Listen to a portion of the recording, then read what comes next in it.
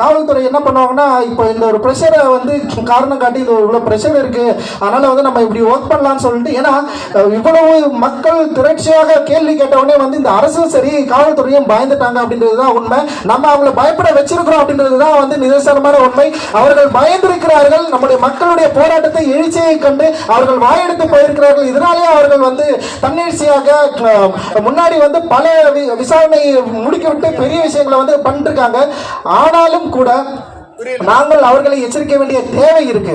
ஏன்னா நீங்க சும்மா வந்து இப்படி ஒரு விசாரணை வளையத்தை இப்படி எல்லாரும் உள்ள கொண்டு வந்துட்டு திரும்பவும் வந்து எப்படி குற்றவாளிகள் ஒரு ஸ்கிரிப்ட் பண்ணாங்களோ அதே போல காவல்துறையும் ஒரு ஸ்கிரிப்ட் பண்ணுவதற்கு முயற்சித்தால் நிச்சயமாக இந்த போராட்டம் என்பது பல வடிவங்களுக்கு வந்து நகரும்.